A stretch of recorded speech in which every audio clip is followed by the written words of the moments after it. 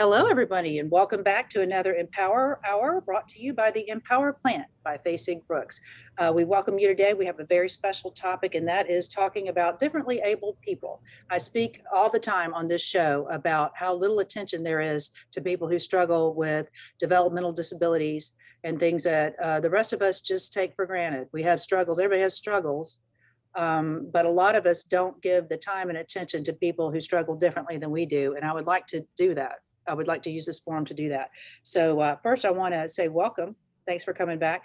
And I want to welcome our panel. We've got Whitney Morris, our producer. She's back. Hello, Whitney. Say hi, Whitney. There she is. Okay, and we've got doing the behind the scenes stuff. I should mention that you should introduce me last. I should do that. She's still producing. Okay, let's give her a second. We've got our lovely communications director, Kia Thomas. She is with us today. Hi, everyone. And Kia is a mother of several children, and she's active in her community. And so she's got a lot of special input she's going to bring us tonight. And we are welcoming again my law partner, Rose Casweg, birthday girl from last week. Rose, has everything settled down? Have your festivities come to? We're settled. Yes. Okay, good. And Rose, what is this delightful?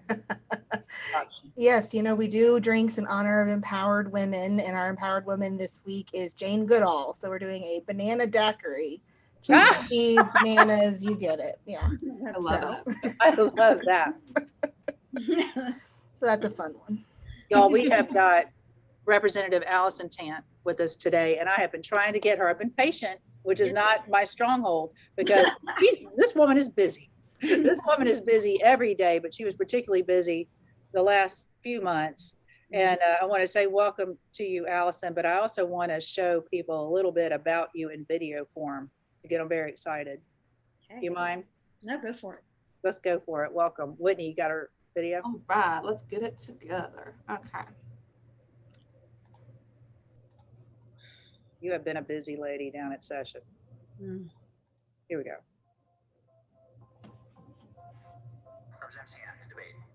I am the proud mother of a 22-year-old now who has a condition called Williams syndrome. He's cognitively disabled. I will just say that ABA therapies and techniques are the single best things that have helped my son over the course of his life. The world of a family dealing with disabilities is rife with trauma, fear, desperation, and unrelenting stress. This bill requires the Agency for Persons with Disabilities to provide information on existing state resources to every person with a disability and their family, whether or not they are med waiver or waitlist eligible. This creates a roadmap for potential resources for families to explore in order to maximize the best possible outcome for their loved ones. I firmly believe that we can do better as a state. The disability population is growing. Estimates say that we're going to have 1 in 4 people in America with disabilities. We can do better. I believe the state can do better and should do better. And we've got to stop cash strapping the Agency for Persons with Disabilities so that they can serve the people they were created to serve in the way they were supposed to be served. This is the first generation of people with developmental disabilities to routinely outlive their parents. This bill is going to provide a valuable roadmap for families like mine and the thousands of families across the state. When these kids are home in front of a TV set languishing, they are not able, they're going to grow into crisis further and further every day. And what ends up happening to families like mine is that they get institutionalized the minute the last parent dies. This bill is incredibly important for all of us. I don't have to wonder that the financial costs of raising a child with disabilities. I don't have to wonder at the emotional and familial toll on a family raising a child with a disability. I don't have to wonder what it's like to have a child on the mid-labor wait list and watch him regress because he doesn't have access to services, because that's my life. This is what I am living.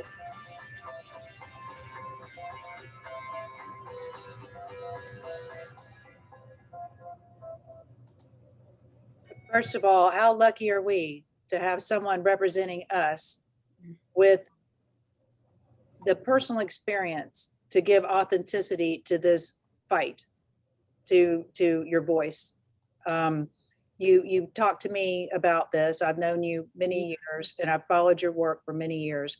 But this particular thing is not something you've talked a lot about until terribly recently. Can you say what has motivated you to share your story and share your experience with other people, and what kind of response are you getting? Well, first of all, in terms of the response that we're getting, the Agency for Persons with Disabilities got the most money they've ever gotten, at least since its inception this session. And I do think it was largely because, not solely because of me, but because of the light that I was able to shine on the difficulty that families like mine live with every day. I would also say that I did the work, I worked hard to help educate people, but a large part of this came from testimony that I provided on the disability abortion bill, because there was a What bill. is that? There was a bill in my committee as well as on the floor that would have prevented women from terminating a pregnancy when she found out, for the purpose if the child was disabled. There were several problems with the bill because it narrowed the definition of disability, which was a concern for those of us in the disability community, that then those of us who are already struggling to get services for our kids, many more of our kids would have been left out under that definition. So that was one problem. The other thing is we had to really, I took the opportunity to educate people on what mothers need to know. We were told something was up with Jeremy, and I really didn't talk about this for years. I didn't talk about our circumstances for years. As I mentioned before we started, we have twins. They're almost 23 years old, and they're just delicious and delightful. But I had them in side by side in the stroller when they were little, and I worried about like people judging and like which one's the kid with the issues, because toddlers and infants, it could be anybody on any given day, right? So I wanted people to give Jeremy every chance. And so I really didn't talk about Jeremy's circumstances for a long time. It wasn't till after I got him kind of situated with school that I was able to kind of do that without tears. Now, I did talk about him before that, but it was a lot of tears that were flowing. But I really wanted to make sure that our legislature this last session, when we talked about this, that parents were fully informed. I really went through what parents have to pay for. And on my testimony on the floor, as well as in committee, behavioral health services alone are about $10,000 a year. When you look at speech therapy services and occupational therapy services, and when you look at independent living services, those are $5,000 a year each. Then I look at caregiving services, what I pay for someone to help me with picking up Jeremy. Even now, he's a 23-year-old man.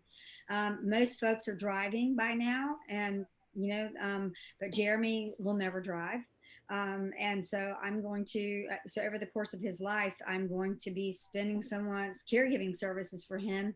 And I know a lot of families that pay well into a couple $1,000 a month for that. So I said, there was a provision in the bill that someone had tacked on that said parents need to understand, need to be given information about disabilities. Well, I wanted to make sure that when we're talking about this, that people really understood the breadth of that. And so I think that got the attention of some folks. The other thing is that we were talking about this bill, and we had folks saying, well, if we don't vote positively for this bill, we're saying we don't value disabled people. And my point was, you can't tell me you value the lives of people with disabilities while we treat them like this, and while we are getting ready to go on the floor in 2 days and cut the budget for their services by $40 million, which is what we did 2 days later as a body. Now, we ended up restoring a lot of that because I beat the tar out of everybody for shame works. Yes, it does. And so I really, really, really just bore down on everybody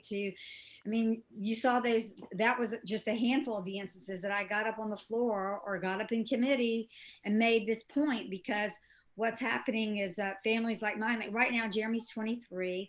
He has a job that lasts 3 hours a day, and I'm grateful that he's got that job. He loves it. He lives for it. It makes his life full and rich and wonderful. But we have let's see, 21 hours left of the day, that I've got to make sure he's doing something meaningful. And so what I find him doing is pulling up YouTube videos or watching television programs where people are arguing. So he's gotten really good at arguing. He lives in a house with 2 lawyers. What did you think was going to happen? Well, he has heard some of that. Now, he don't like that, but he's heard some of it. But the other thing is, like, so he's also taken junk food eating to Olympic level gold medaling stature. So, there's a health impact with that. So, oh yeah. But really and truly, those early years were rough. I worked really hard. You've seen me do my work through my Keys committee, and you've been a sponsor of the Independence Landing thing, and I'm so grateful for that.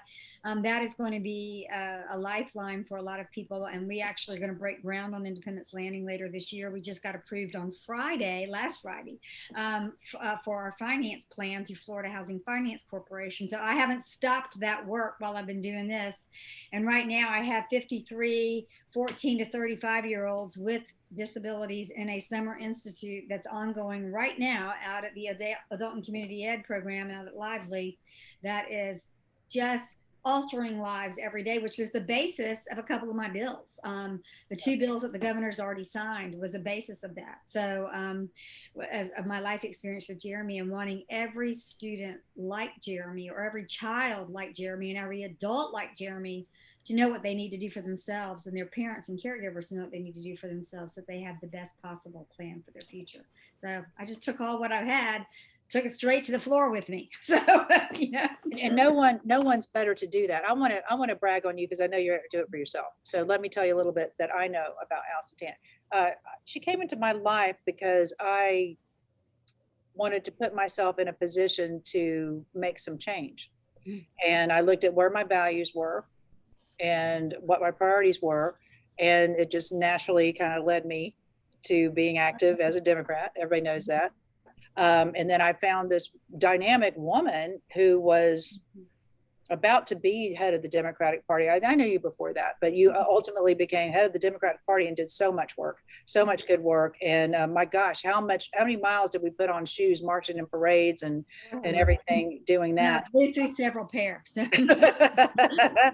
But then I got turned on about everything you were doing, and then the Keys project. Tell us a little about the Keys project, and then I want you to tell me about Independence Landing, because this is what I think of when I think of you, Allison. I think of, this is a woman, she's a privileged woman, she's a privileged white woman. She's educated. She's married to someone who's a successful individual. You're successful. You all have resources that other people dream about. Let's be honest. That's what drives me, Dana, is that, well, for the purposes of those of you who don't know, I came from, my mom was one of 8 children. Yes. She grew up in abject poverty. They picked beans and berries. Mother cleaned houses, didn't she? Didn't I understand that? Yeah. No, my mom didn't, but they picked berries in the fields in North Carolina. Put food on the family table. My father was placed in an orphanage. I'm on a Zoom, honey. So we've all been there.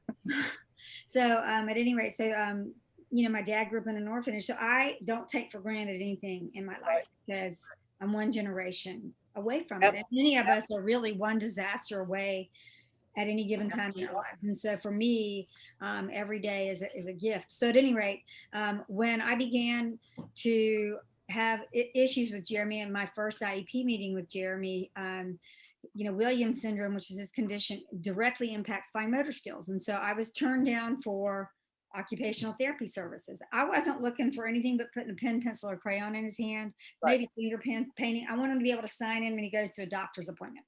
I mean, I'm not looking for him to, write prose or, carve something. I'm looking for function. Basic function, correct. And so we got turned down for that. We then entered a pitched battle for a couple of years. And all I could think about was, what about that mom who doesn't have a supportive husband? What about that mom who doesn't speak the language? What about that mom who's got 3 jobs, and when she gets that summons to come to an IEP meeting, can't get there because she's too busy working? And then they'll assume that she doesn't care about her kids. She didn't even show up, when they don't know, I can't get off this job, and I don't have a parent who might be incarcerated, or a parent who's trying to work their way out of the worst struggle of their lives. They don't care about that part of the circumstance. So at any rate, so that was my first touch with that. And I remember just just sitting there going, I got to do something about this. So I knew the way that went, that school was going to be different for Jeremy. He was not going to have as many options as his siblings were.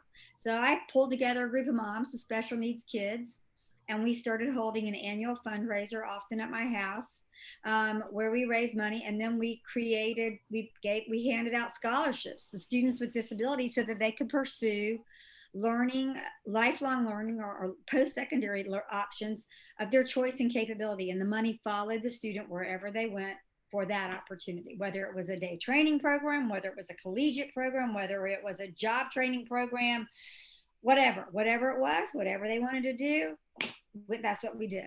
And so to date, we've raised $405,000 and awarded 206 scholarships. And through that, I found that when money came with a student, folks are far more interested in helping to start a program than if you go to them and bet, wouldn't this be a great idea?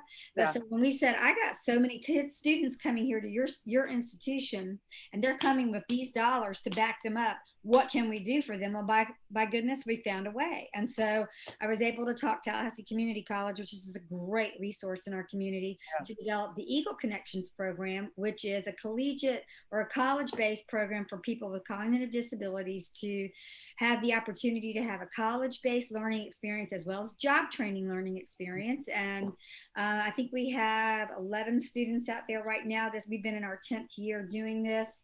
And we've had, it's a small cadre of kids, because they also they have 3 coaches that surround them: an academic coach, an independent living coach, and a social coach that help them navigate.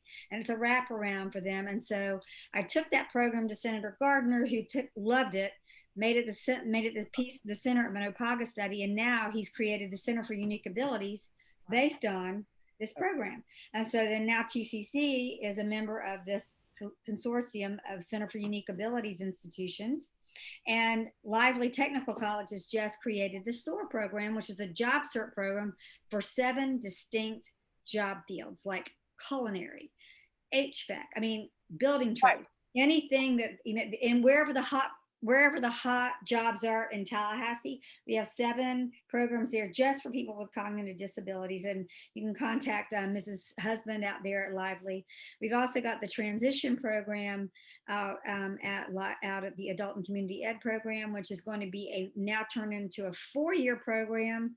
And it is going to teach life, social, job skills, hygiene, those soft skills that employers need, how to interview for a job, how to conduct yourself with customers, that kind of stuff. So that we're doing that now out at school. We used to be a program for about 25, 30 kids. We're going to have 53 in the fall. Wow. And then we also created, through the Keys work, the Summer Institute program, which is now considered by the state Voc Ed as one of the best in the state. We have 50 students out there this summer, ranging from age 14 to 35, and they're broken down into groups according to age and ability. And they're learning, it's like everything on steroids, and the families and the students are loving it. On Thursday nights, they get to go on an outing out in the community with non-disabled peers that help them practice in real time in a fun, social, adult appropriate setting. Like we're going to go to District 850 tonight. Yay, axe throwing. Yes, now that one might be for me. I'm here for it. So come get me. Right, we're going to go to Food Truck Thursday, another night. We're going to do things that young adults like to do, right? So yes, and so some of these kids haven't been out because of COVID. And so we do that. And so the Keys work has gotten all those things launched over the years, because it's been 15 years. So, so then I got that kind of rolling along the tracks. And I learned, I'm facing this myself with Independence Landing. This is the first generation of people with disabilities like my sons. And when the last parent dies, the only reliable place they have to live is a nursing home. I hate this. And I want to stop and interject, keep you on your same track with Independence Landing, but you and your husband are not going to be here forever. No. And you have other children. Yes. Jeremy has a twin, and you have a younger child, and your husband has older children. You have a very big blended family. Mm-hmm. And so how do you think when you think of, okay, planning, who's going to be me when I'm not here? Who's going to be my husband when I'm not here? That's the problem. My sister is 3 years younger than me. Don't tell her I said this, but her health is not as good as mine. My husband is 19 years older than me. His brother is 5 years younger than him. So we really don't, I mean, limited family resources. Right. And other than his siblings, which, you know, that's a big responsibility. A big ask on the shoulders of his twin. I mean, it's not like he has an older brother or sister. And I do have older kids, my husband's first kids, and we are all one family, but my daughter has 2 little ones herself. And then Barry's older son, Todd, had a CVM, which he had a brain bleed, and he's got some paralysis on his right side. So these aren't options. And I don't want Jeremy living in a nursing home. And so I said, I got serious about looking at this as I got a little bit closer to his adulthood, and freaked out that I hadn't done it sooner. And then I found out about this. Don't you ever beat yourself up, lady. Thank you. I won't have that. Well, so then what's interesting is that Senator Gardner, who would always turn to me for, hey, like, tell me what life is really like for kids like our sons, because he has a son with Down syndrome and Jeremy has Williams. So I would tell him what we were facing on things. He's the one that turned me on to this housing. And so I then put together a board of really top folks in the field who know how to. I got somebody who used to be at Florida Housing. I've got the former ACA director. I've got people across this community who understand this world. I've got a contractor. I've got all these people on the board, and we set forth to do this. And we have been approved by Florida Housing. We organized in 2017. We got approved last summer.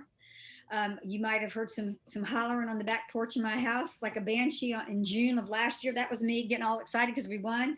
And then we just got approved for our finance plan last Friday with Florida Housing, and we will be breaking ground later this month. And you, as a sponsor of our previous events, all of you at Facing Brooks will be invited to that. Oh, we can't wait.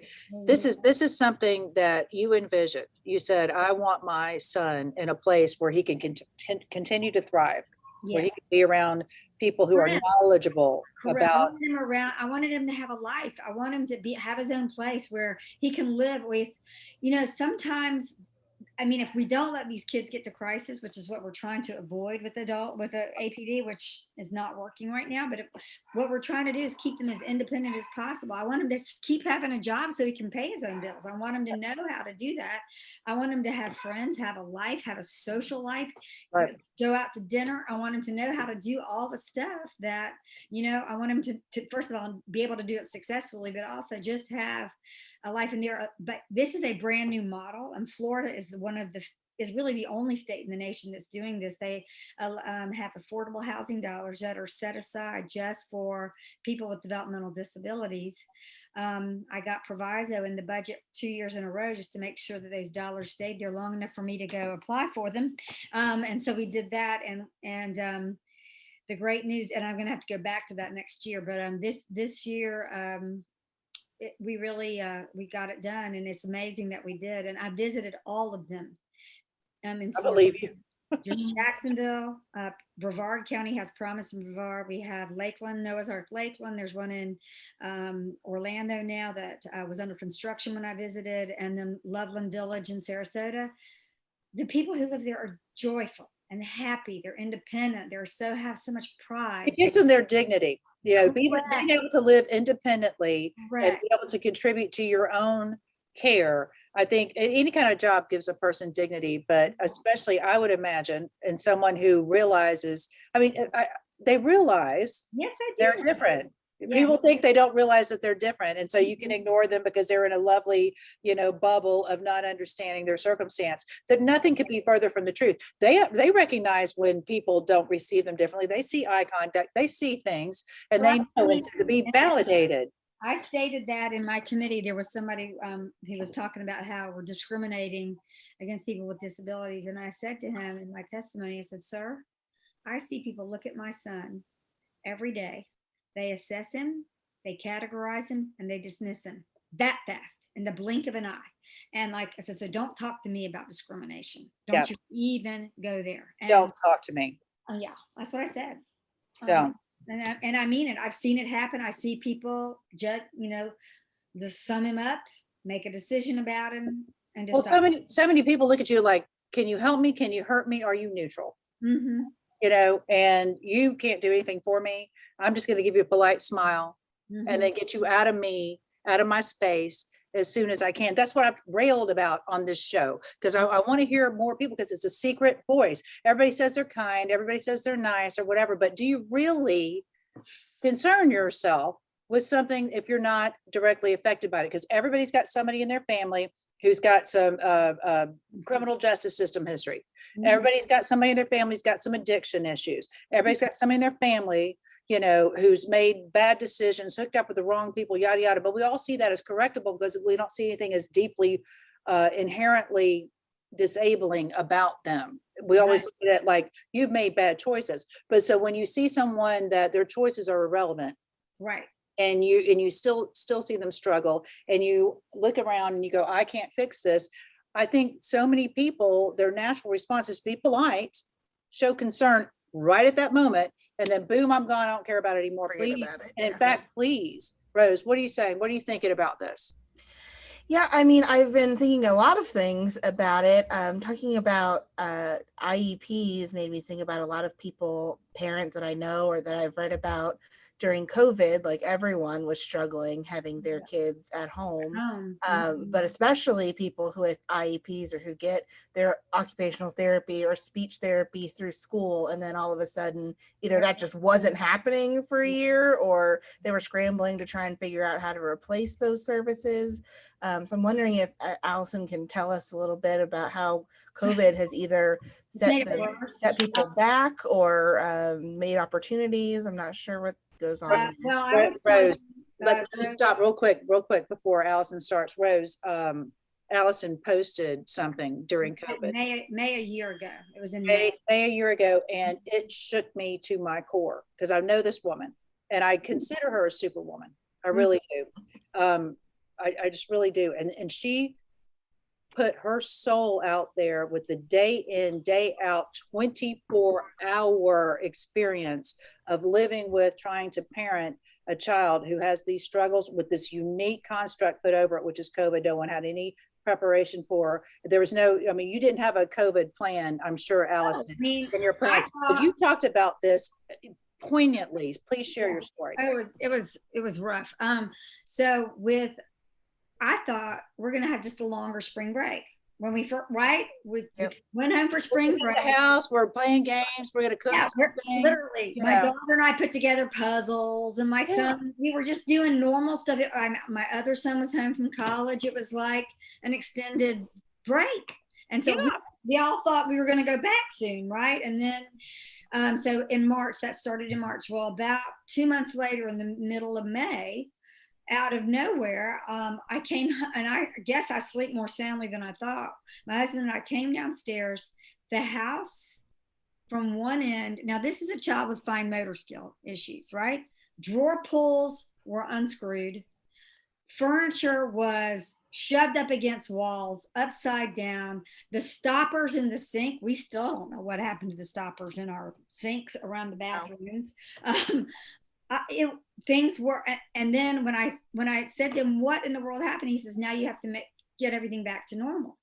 And I said, honey, I can't make things back to normal. Then he says, well, I'm going to have to move out. I'm going to have to move out because I got to go find somebody who can. And then thank God that I had dropped a note in all my neighbors' mailboxes. I know most of my neighbors, but there were a couple of them I hadn't met yet. And he ended up in one of their houses. He went up and knocked on their door and said he wanted to move in with them because mom couldn't fix this. And I didn't know he was gone. So we put the chimes back on our alarm so I would know when he left. I was terrified because yes, you were. He's vulnerable. Anybody, I mean, not that my neighbors would, but anybody could snag him off the street. He'd go with them. But again, you think about women and people who are parenting these children who do not have a door chime to turn on with their alarm system, that they can know when the door's been opened. And that happened a couple of times. And I have some really lovely neighbors who, first of all, the neighbor that I hadn't met, who we became good friends. They texted me, but then also another neighbor caught him trying to go to another house another time. So we ended up, I mean, I did not know. I was like, is this a new mental health condition that I'm now, is this my new normal? Right. And so I stayed in his room. I slept with him in his room several nights in a row, and he literally tossed and turned. I counted. The most he laid still was 3 seconds. I would sit there and count 1001, 1002, and by 3, he was, tossing and turning. And I mean, he just couldn't make sense of what was going on. And I couldn't translate it in a way that could solve his anxiety about it for him. And I did not even know where to start to find a mental health professional who could, and who could help me like understand the thinking. But, so it was. Especially when we can't be in actual physical proximity to one another. Right. And he couldn't go back to work. He'd also Zoom that. You can't Zoom your son at that. Right. So consequently, we were also graduating from high school. So for him, everything in his life changed. Like suddenly, first of all the structure was gone, and then all of the friends and the social outlet was gone. And then all of us were stuck together, and there was no end in sight and no way to predict an end. Jeremy's used to me being able to fix everything, or his dad, the electricity's off. When is it going to come back on? Well, I don't know. I'll call the city of Tallahassee. How about what's going on with our internet? So Barry always knows how to fix that stuff. I don't know how to do that stuff. But so he's used to us being able to address, and we just couldn't do it. No parent could. So I put that out on Facebook, and I felt like, did I overshare? No. And it was largely because I wanted other families to not feel like they were alone. Other families like mine, I just thought, like, I can't be running for office and then like be pretending everything is like, hunky-dory when it's just not. And then APD called me and asked if they could put it in their newsletter. And then, which they sent out statewide. They had so many people call in and say they were having similar issues with their loved one. And I didn't know that. It was helpful. What is that? Misery loves company, but misery really loves miserable company. It was good. I was glad to know I wasn't alone. I was also sorry that all of us were having to deal with this. And I was thinking about that for us. And what about the folks who did not have, the ability to take walks in a nice neighborhood where they weren't going to get run over by a car, or lived in places where if he went to a neighbor's house, he might get shot. Correct. Or might get. And we didn't suffer from hunger. So many other families did. Mm-hmm. So many other families struggled with, things, paying their light bill, keeping the roof over their head, getting evicted. Correct. And no job. Right. All that, losing their jobs. And so, even through that, I knew I was one of the lucky ones. And I still know that I'm one of the lucky ones, but I just did not know what to expect. And I didn't know, and we had to go get medication for it. Yep. And there's no shame in that. No, there's not. And I'm grateful that there was a solution for him. I'm hopeful that we will be able to, get back to, sorry, my laptop's messing up. Let me do this. Hey, we are all functioning people doing the best we can. I think that's the great thing about COVID. It was kind of an equalizer, Yes. Mm-hmm. It used to be whenever somebody had to not be in the office and had to attend a meeting by Zoom and the dog barked or a kid squawked, you were like, oh, get it together. Right. So unprofessional, you're wasting time. And I don't think we're ever going to go back to that. So I'm so glad that COVID gave us some humility we were clearly lacking before. Mm-hmm. Kia, what are you thinking about? A lot. This was a lot of great information. I think my biggest thing coming from a PR standpoint is what are some of the resources that employers can reach out to get in order to ensure that the differently able people have that inclusion in the workplace. Well, so a couple of things. I got lots of stuff. So first of all, I passed 2 bills that require a whole lot of information sharing this year. One of them requires, so first of all, every family should be looking into whether or not they qualify for vocational rehabilitation benefits. That is I bet more do than think they do, because I think if they don't have a profoundly disabled child, they don't realize there may be resources. VR pays for people who've been in car accidents. VR PR pays for people who have, it's not just the cognitive impairments, it's all kinds of stuff. So first of all, every family should look into whether or not they are able, or they should apply for vocational rehabilitation. And there is a website on that. I can get that to y'all. But that, now not everybody's going to qualify, but you should certainly explore that. If you are a person who's got cognitive disabilities, you need to apply for APD. If you are a school-age child, you need to be enrolled in Leon County Schools. They have a really good ESE program and the transition program, which is the 18 to 22-year-old program.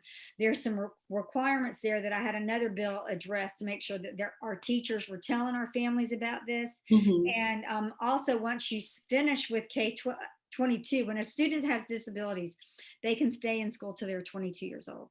After 22, there are programs, the Center for Unique Ability program, which will continue to do job training and some educational opportunities, like the ones I mentioned at TCC and Lively, but they're all over the state. They're not just in Tallahassee. There's a whole network of these kinds of programs.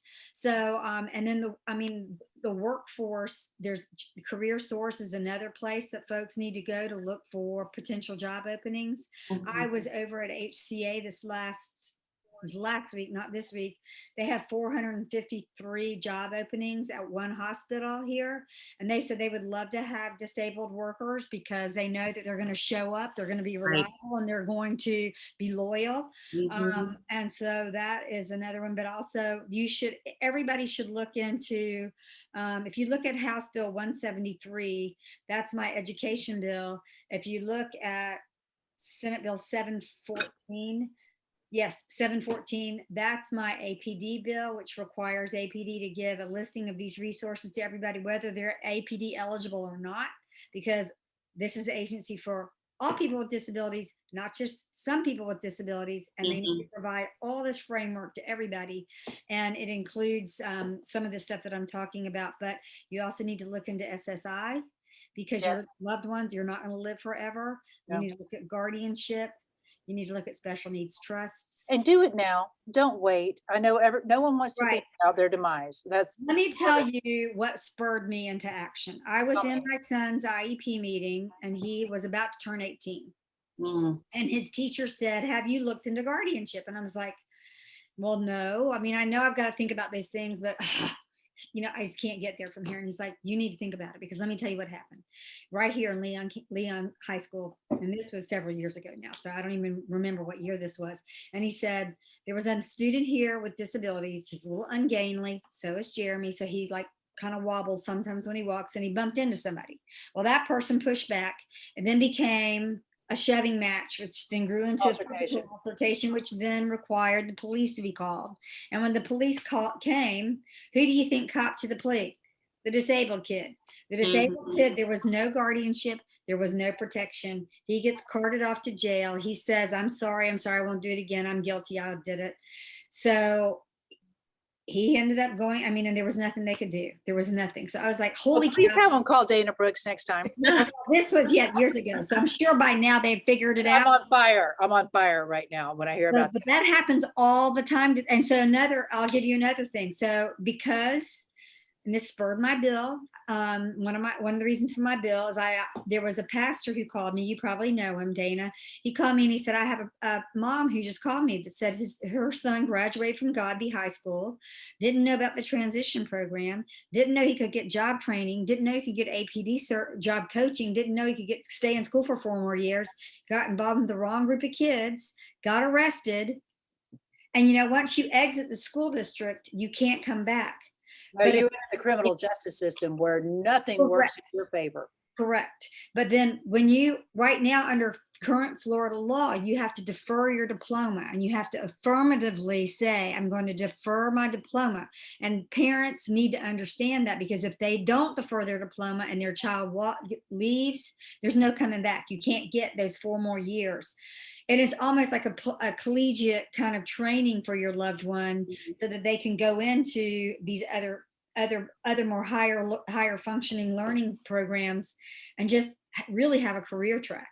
And so it's just mind-boggling to me. So I codified that. I'm making our teachers tell our parents about that. I'm making the school district folks who are willing to do it, Elise and Leon, sit down at the beginning of the last year of the student school year in January, not May, and tell them about this deferment process and what their options are for it, because you get so much for deferring and parents don't know that. And no, so they don't know. There's such a dearth of knowledge. that's the issue. And that's why I filed these bills, because I was like, if I'm tripping over this and I'm a plugged in parent. And you are plugged in. Right. So what's everybody else? I mean, that I am finding these things out by happenstance and a good teacher here and there, or another mom mentions it to me, or an attorney friend says, let's talk about special needs trusts. Then holy cow, you know, like if that's happening with me, then nobody else is hearing anything. So that is what is firing me up. And that's why I wanted you on the show. That's why I wanted to talk about it. Whitney, you're here. Now, Whitney, you went to the School of Arts and Sciences because your mother's a hippie and she wanted you to be one. Not sure if that took, I think it did. I think it did. And you, what I loved about SAS is Whitney went to school with children who have different challenges than she does. And it made her aware, it made her woke, as I say. I hope I'm using that the right way, in my way. What is your experience? Because you went there and you saw people who came into the community from other countries, didn't even speak the language, integrate with you. You saw people who had autism diagnosis, spectrum diagnosis. You went to school with a lot of people. And there so, what are you thinking? With muscular dystrophy, you went to SAS. Yes. Yeah, well, it's so interesting or funny, I guess, but when I went to SAS, it is such a melting pot of everyone. And I was like, this is normal. It's normal to see a guy in a wheelchair. It's normal to see someone who's struggling with some developmental issues or whatever have you. It's normal to see people from different religions and different backgrounds. That's the point. But when I went to public high school, we don't have to mention the name, but SAS is a public school, just to be. Oh, well, yeah. I mean, it's a bigger public traditional high school. I was like, I thought like, for example, our Jewish population at SAS was like a generous amount, 1/4. It was not one at my high school. And they were like, oh, not a lot of Jewish people live in Tallahassee. That was news to me. So it did give me a different perspective. But yeah, that was something I was totally used to and accustomed to. I mean, there's bullying everywhere, you know, It's not going to stop, even if you're at a hippie school. Even if you're at a woke school, it's going to happen. But I think pretty much for the main part, we kind of defended the people who were disabled in any way. It wasn't, no one was picking on them. Everyone's picking on everyone else. But but I like that because it speaks, Whitney, don't you think, to the proposition that a little school shouldn't be a microcosm of society. What you're trying to do in these laboratories of education, as I like to refer to that place, is you're seeing, okay, what works, what doesn't, because they talk about peer mediation. They resolve conflicts among themselves before they take it to a higher power, you know. And I would like to see, I mean, I'm on the soapbox now, but I would like to see all of us in the world try to work things out ourselves before we get law enforcement involved in the criminal justice, you know. But that's a whole conversation for another day. But what I liked about the school and the environment, I wanted my daughter to realize her privilege. I didn't grow up with privilege. I have it now in spades, obviously, but I didn't want to raise a shitty little kid. It's my show. I will use my language. I didn't want to raise a shitty little kid. And so I told Whitney, I said, you understand, sister, you know, you've got a lot of advantages. And I wanted to raise a kind child. I wanted to raise a kind child. I know I've done that. Whitney's made me so proud, mostly from her kindness and her strength for people who don't have what she has. And Allison, when I think about you, I think about your essay, I think about your twins, I think about your other children, I think about the language you use in describing your child, your family, and your struggles. How important is language to grow inclusivity and normalize things? How important is language? What can we do to just make people go, I am my brother's keeper. If he's not being treated well, I don't care how I'm treated. You better treat him right, or you and I got problems. Well, I think it's really important. I think we have a lack of civility and a growing divide, and I think that that applies across the spectrums, and I think social media has perhaps made it worse. But I do think that inclusion, I mean, the worst part, the worst thing we can do is size somebody up and write them off, no matter whether, rich, poor, black, white, disabled, abled, whatever it is. We shouldn't be ever sizing somebody up and then saying, this is who you are, and putting them in a box. Yeah. And so I think that certainly the use of the R word is a no-go. I don't even, people who want to use that in jest, it's not acceptable. Not cool. No. Not I ever had cool. to stand up for that the other day. I'm like, are you seriously still using that? It's not Yeah. even. No, someone accused me. What? I use that word in a EmPower hour to say that is how people with an autism spectrum disorder were described when I was growing up. Oh yeah. By no means was I using that word to Yeah. describe those people. But when people want to come for you, they come for you. And, that's a whole different thing. But no, the R word, the N word, There's a they don't belong in your vocabulary. Right, They don't belong to you. You don't get to use them. They're wrong. Right. Well, It's there's like some the hill other, they want to die on. The people who. there's several the other. I'm not dying on that hill. I got other hills. Anyway, I got other hills. So many other hills. Well, obviously, I think that the more we can see each other with dignity and treat each other with kindness and respect, the better we're going to be. I mean, one of the things that I taught, so Jeremy, like, as I mentioned, he comes home and he watches, he's got this televangelist he loves to watch, who's very It's angry. funny what they drill down on, isn't it? Yes. What speaks to them? And he likes to watch people have arguments. And so he's gotten really good at arguing. And so I've said to him, you're going to get. Because you needed that. You Well, really right. So you're going to get a lot further in life with kindness than you will with arguing. You just, that's not going to happen. But I am very dismayed by just the divide between human beings across the board. I think that we've got to do more to come together.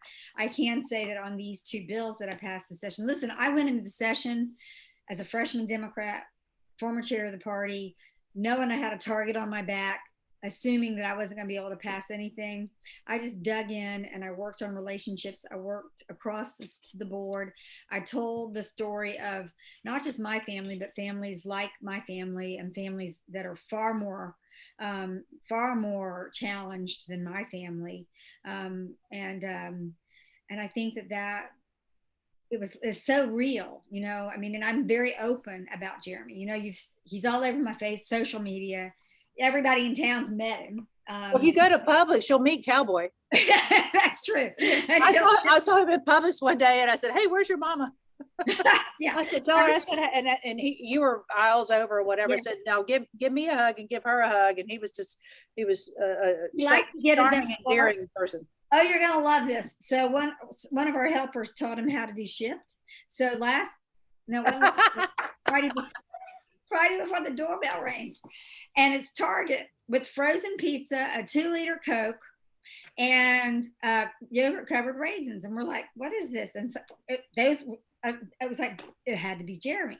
So we don't, well, that's what Jeremy's having for dinner tonight. So we cooked up the pizza. A few minutes later, the doorbell rings again. It's his Bluebell ice cream sandwiches.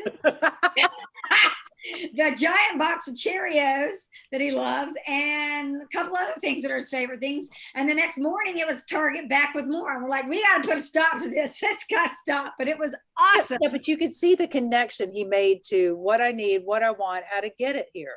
And I want him to be that independent. Now, when he goes to Publix, he gets his own cart and he loads it up with all the carbs. And I'm like taking him out at the checkout line while he's trying to put them on there. Now, admittedly, I do that. Yeah. I load with carbs and then put them back. Right. But these are things. These are like little things you just celebrate. Yeah. I mean, I remember the first. You take your wins. You take your wins. Right. He took his first steps when he was 25 months old. I thought I'd given up on him walking, and he did it. And I was like, thank you, Jesus. I mean, it was just the most. Can I ask you something that's tough? Yeah. You have 3 children. Yes. And you have other children in your family. Mm-hmm. Your husband has children. You're one big family. Yes. How do you It's been hard. not favor him at the expense of the others? How do you make sure they understand what you're doing and how you allocate your resources in terms of That's been parenting? a struggle. I'm not going to say that it hasn't. Like when Jonathan bore the most of it because he's the twin. So Jonathan, was, now he was very verbal. He was good at getting his attention, but Jeremy, we were always going off to therapy. We did 5 therapies 3 times a week. I felt like I was never off the therapy go round. Then you add in the doctor's appointments and everything else. I mean, talk about quality of life. I just wanted to be a mom. I wanted to make mud pies and play in the yard and do mommy stuff. It took me a long time to become a mom. I just wanted to be a mom. It was a challenge. Jonathan and Danielle both I've seen them have to take a back seat to some of his needs over time. And Jeremy, as you know, because you've met him, he's really good at getting attention.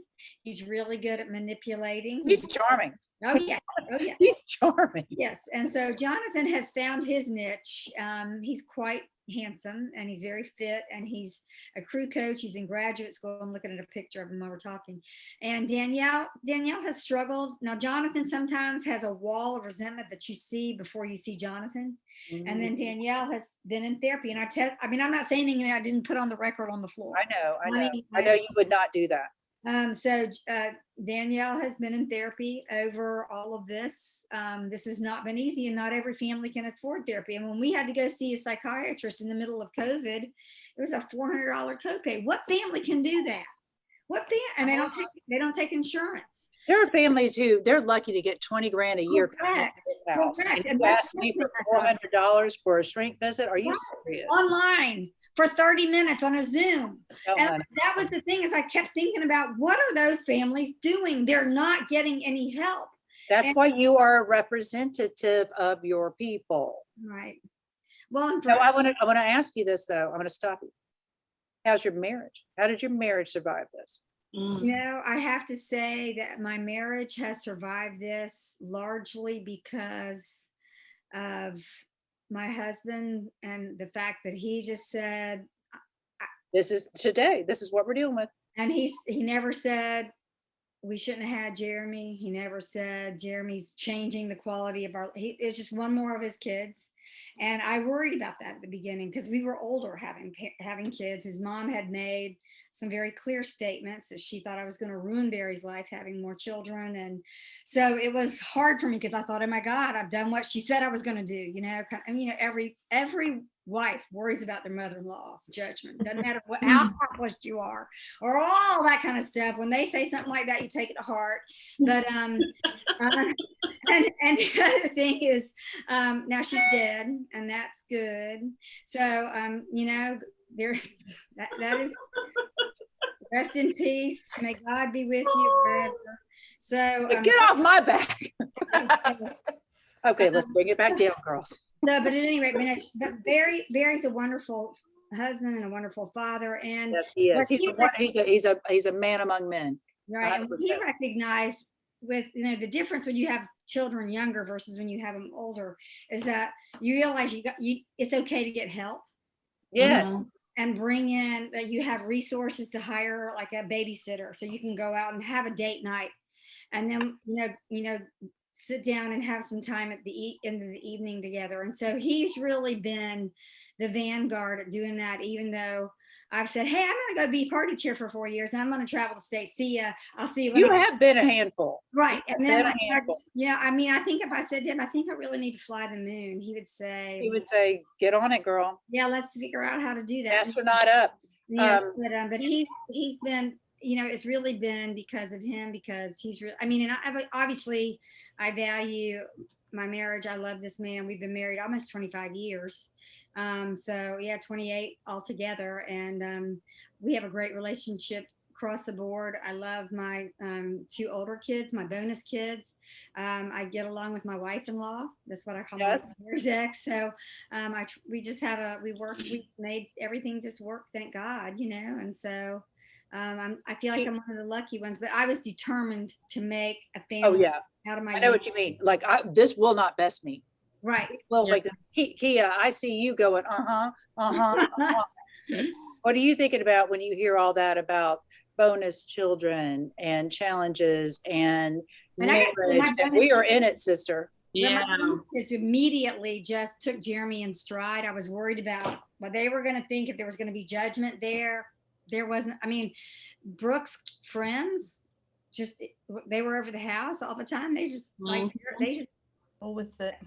rolled with it. Gotta Right? go with it. Kia, what do you think? I definitely relate.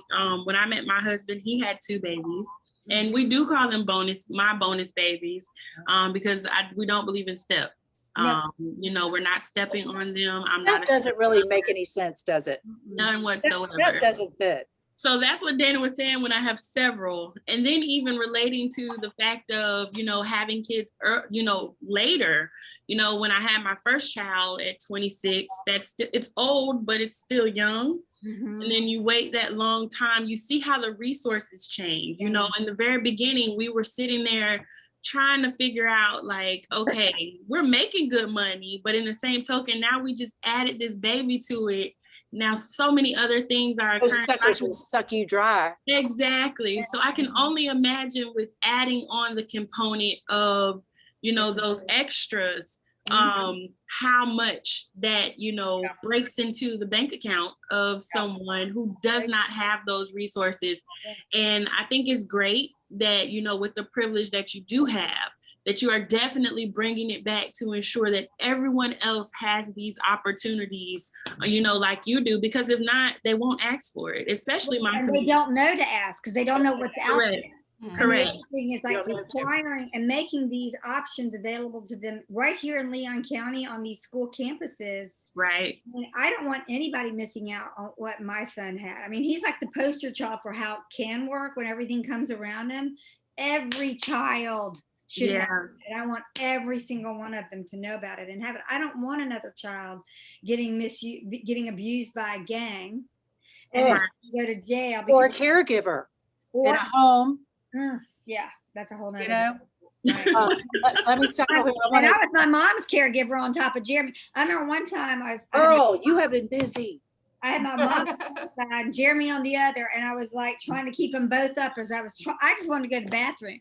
Oh, you're going to the bathroom? I'm going to go to the bathroom. I'm like, let's all go to the damn bathroom. I'm like, can I just have 5 minutes to myself? Okay, let's go to the bathroom. Right. But it's okay. Oh, I hear you. But yeah, that's Hey, I want to give a shout out to Chantrella Jones. She is loving everything you're saying, lady. She's loving everything you're putting down.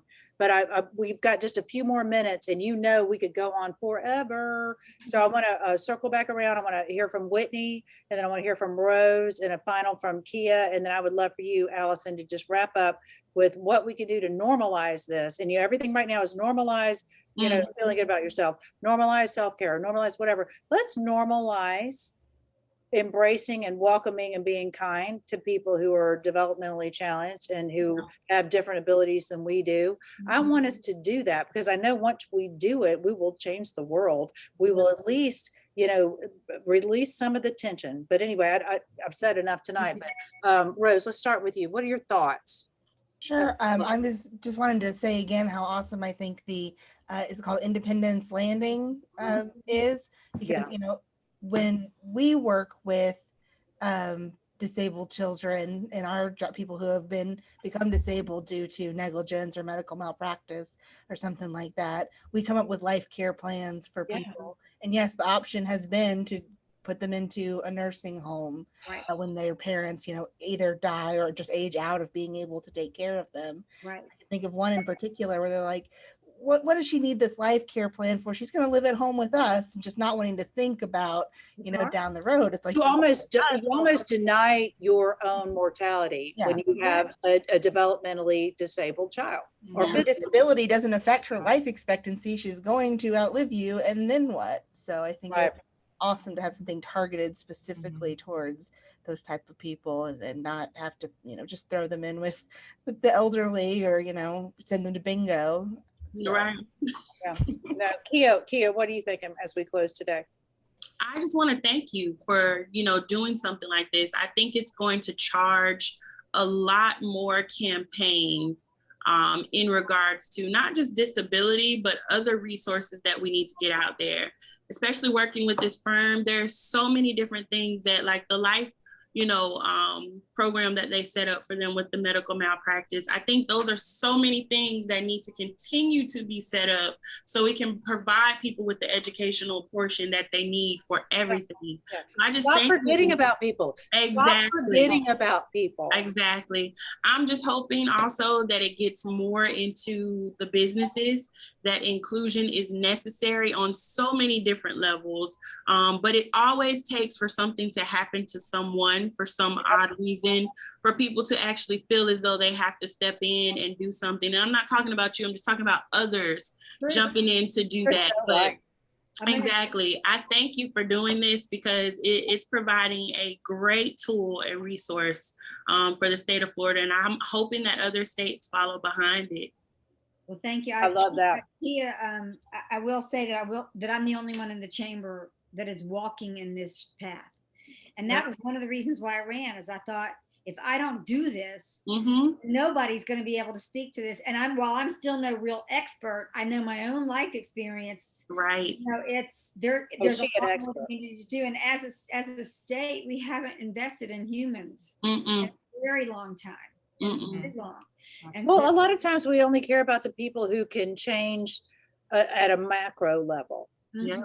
We don't get micro, we get a little meso, but we don't get, but we're looking at macro. I mean, how many people can create jobs and make a better world for a larger number of people? And so when we start piecing it out, and this person has a special need, this person has a special need, then you're like, there's not a lot of excitement behind it. Of course, you find an important person. Walgreens has a distribution center in South Carolina that was completely retrofitted to help workers of all kinds of disabilities work in it. And whether it was hearing impaired, vision impaired, autistic, wheelchair, whatever they had to do to help those people be part of the workforce, guess what? It's their most productive distribution center in the country. So first, that's another thing. I think that's the message there is challenge your assumptions.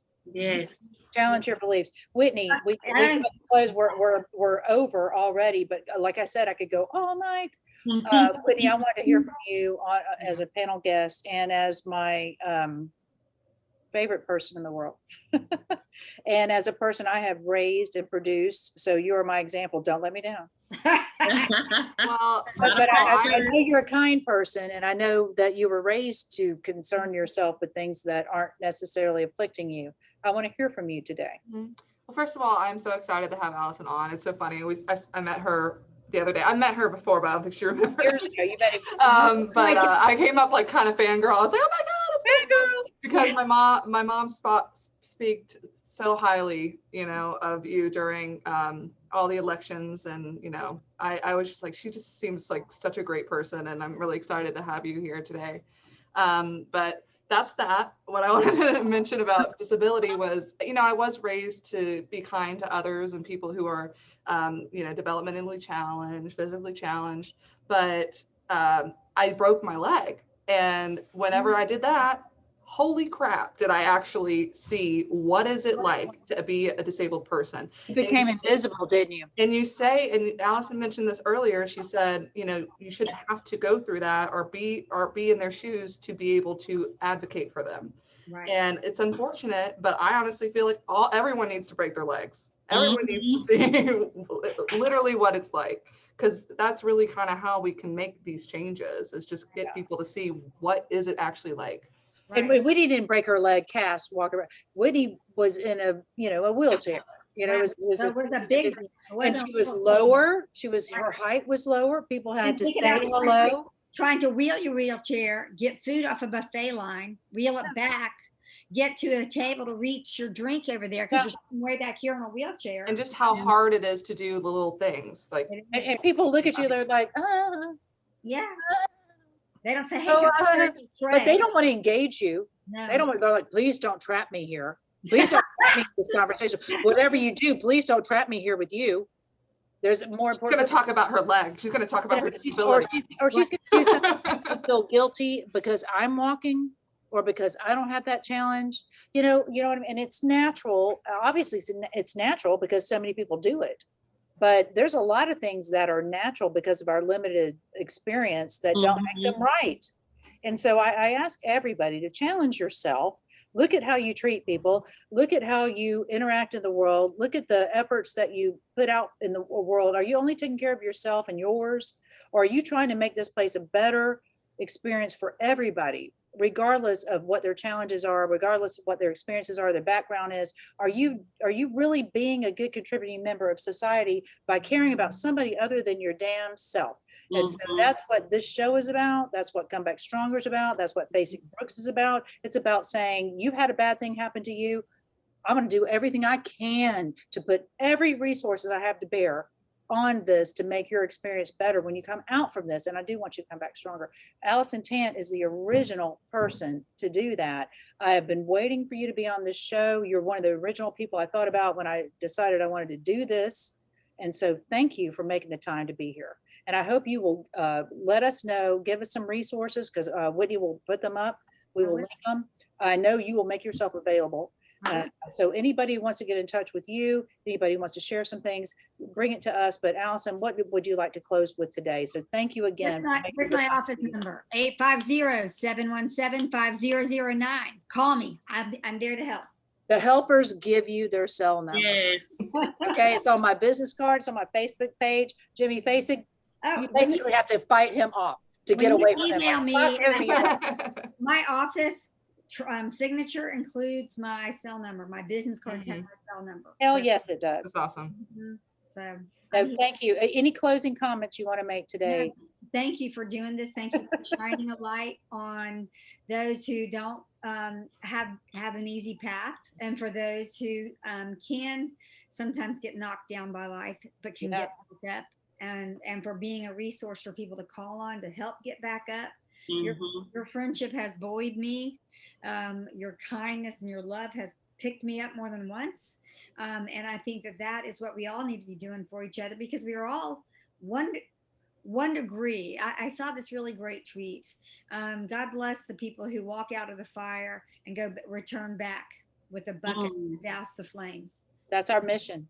That's what it is. To me, that's if it's a Christian mission, if it's a religion mission, if it's a faith mission, whatever it is, or if you just feel like, to whom much is given, much is expected, or if you just feel like I'm taking up space on this earth, so I need to make sure it's a good space, whatever your motivation is, please do something to think about somebody other than yourself for just a second.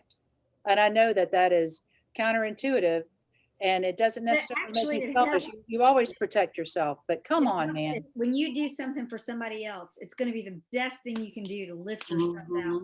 Yeah, it is. Even if it's someone just like yourself in the same set of circumstances, you're not being selfish by helping them just because it's what you know. Because certainly that's what I've done. But like literally, just if you do that, you will find your way forward. And that's really why I've done half the stuff I've done, was to manage my anxiety about what Jeremy's life could be like, and making sure that other people have the same opportunities that a Jeremy might have just because he's got me as a mom. I appreciate you so much, but I got to tell you, my honest opinion of you is you would have done it anyway. Yeah, so I want to thank you, Allison Tant Richard, Representative Allison Tant Richard, who is here fighting the fight for everybody. And I just thank you. You inspire me all the time. You always have. And I want to do better because you inspire me to do better. And so thank you again, Rose Caswick. Thank you, Kia Thomas. Thank you, Whitney Morris, our producer, for putting on another fantastic show. And we will see you again next Thursday at 4:30 for the EmPower Hour, brought to you by the EmPower Plant by Facing Brooks. Good night, everybody. Good night. Thank you.